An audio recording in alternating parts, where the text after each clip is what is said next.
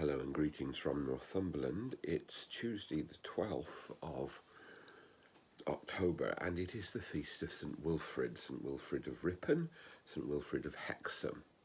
And those two churches, the cathedral at Ripon and the great church at Hexham, are in some ways a great tribute to his energy and his desire to build for the gospel. The crypts of those churches are undoubtedly his work, and much of what lies above them came as a result of his energy. But he is one of the most problematic figures of the early church in Northumberland. He managed really to fall out with everyone. It's hard to think of someone with whom he did not fall out, except the Pope perhaps, because he always looked to the Pope, whoever the Pope was, for support. And although he was educated just up the road here on Lindisfarne, he was one of the great Latinizers.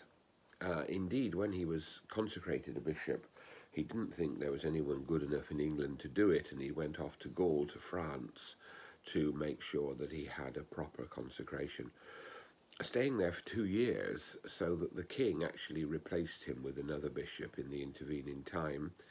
And it was then only the intervention of Theodore, the Archbishop of Canterbury, that got him restored to his place.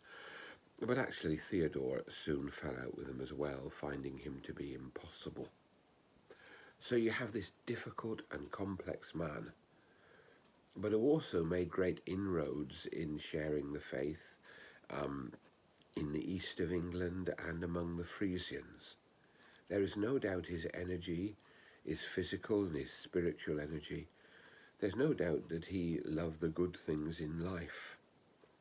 And by the time he died, his great diocese, the Northumbrian diocese, had been very much reduced by new bishops being created around him, who actually got on maybe with the kings and with the people a lot better. So Wilfrid is a problematic figure, but he also shows us that God can use problematic figures. People who we'd like to take gently by the throat can be used by God. That's a lesson for us, and it's a lesson about us. We are not always easy. We are sometimes difficult. And God can use people of all personalities and inclinations. We need to remember that. We need to honour that. But we also need to learn other lessons from Wilfrid.